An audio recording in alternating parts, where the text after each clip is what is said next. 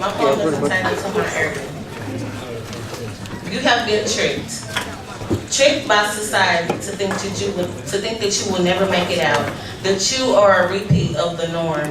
You have been tricked to believe that the suburb kid is superior to the face of all young. You are frowned upon to feel like dirt, the dirt that people walk along. You have been taught to believe that you were born never to make it out, never to make it past the welfare line. Young urban, it was never where you were from. It was the strive to where you plan to get. What is your focus? I'm not talking the next Lil Wayne, Beyonce, Kevin Durant, Derrick Rose, but young urban, show that success has no face, but it is all about the success and hard work. I want to see out of young urban, not the next kingpin of the block getting high, slinging rock and throwing up blocks, but young urban, become a doctor, astronaut, lawyer, teacher, judge, or even president. You choose, but young urban, wake up. You have been tricked. Tricked to believe you are a product of your background, of your ethnicity. You are not, so wake up. We determine, young urban, we are the future. Wake up.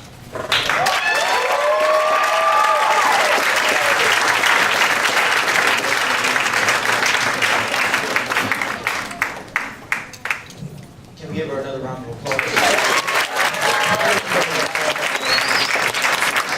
Next on the stage we'll have Michelle Boyd.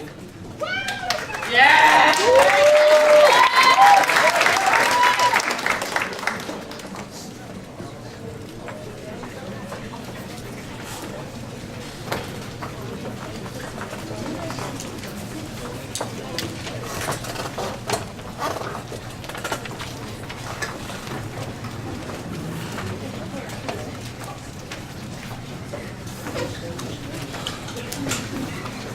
Okay. Hello, my name is Michelle Boyd, and my poem is called 13 Seconds to Succeed. 11. Keep your form. 12. 13. Lean. I was born in 98 to a mother who couldn't chase her dreams. She is a track star, just like me. She passed the baton down to her own daughter, for she knew I could succeed. But I didn't see the finish line as a finish. I saw it as a close step to my future. As the sweat rolled down my cheek and onto my tongue, I tasted victory. Faster than a cheetah, chasing its prey, I sprint down the track, chasing mine. Success. 11 seconds. Keep your form. 12 seconds. Breathe. You're almost there. 13 seconds. Lean. I was told I couldn't succeed in 13 seconds. But wait, who are you to tell me the amount of time I have to succeed?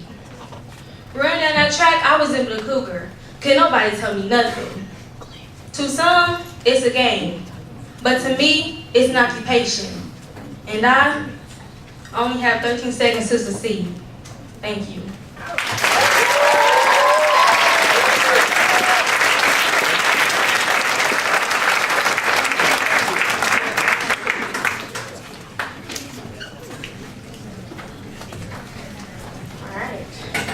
Give her another round of applause. That was awesome. Next we have Mariana Picasso Hobbs.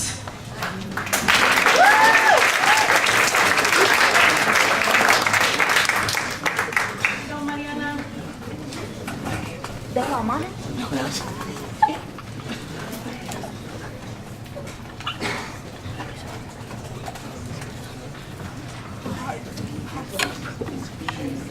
My poem is Not So Free. Freedom is what we're supposed to have, the option of speech and eating, to make our choices on how we live. Freedom is not an absolute option. Our play is becoming directed more and more. Shakespeare would give a cold eye on the plot that was chosen. Our country is becoming the opposite of what it was supposed to be. Not like other countries, we do have a better system, but we need more freedom than what we have. Religion is a factor of some. Tradition is the same in the 21st century as it was in the 19th. Time has changed, so why? Why can't we live better and freer than the ancestors who have brought us here?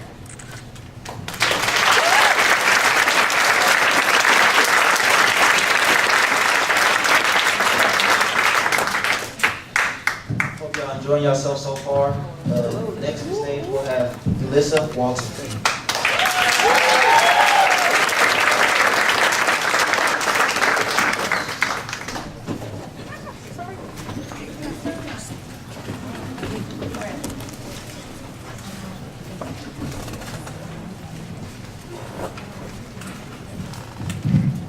Hello everyone, my name is Ulisa Walton and my poem is called Pansy.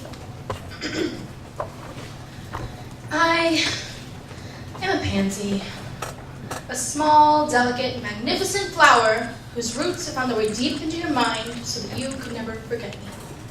I am a pansy that requires nothing more than water, sunshine, and a little care to grow strong and gracefully.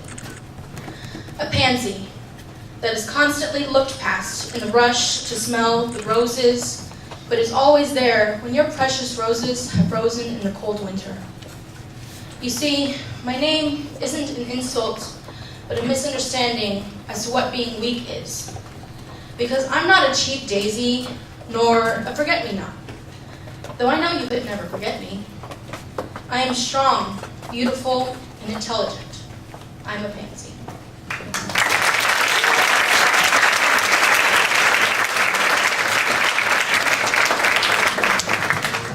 All right, so Ulisa is a student at Wyandotte, and I just wanted to take a second to talk briefly about a program we just started that has impacted students on both sides of the river, and it's called Louder Than a Bomb. Ulisa was on Wyandotte's Louder Than a Bomb Poetry Slam team. Louder Than a Bomb is a poetry festival designed to get young people excited about poetry and spoken word, and hopefully active in their respective communities. So this past year, we had 13 schools that participated, and the team that won was the team from Paseo. And members of the team are here with us this evening. So I just wanted to take a little moment to recognize them, because next week they will be leaving for Philadelphia to participate in a national poetry competition. And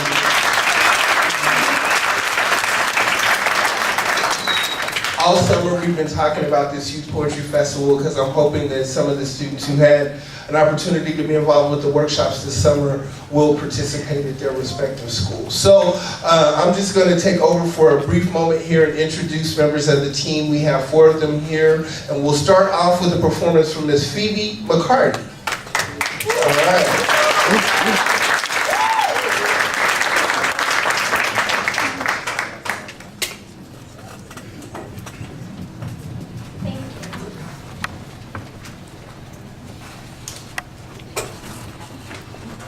Hi, I'm Phoebe McCarty, and this is Pills.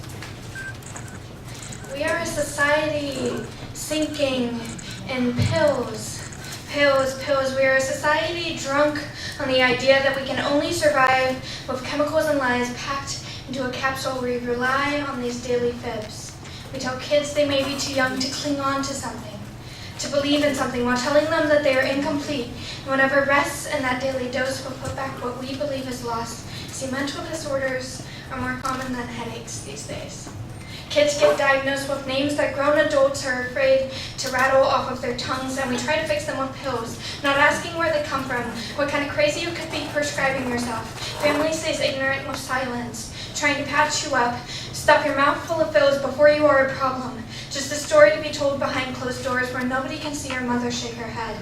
She asks for her capsule of sugar every day. She's barely 15.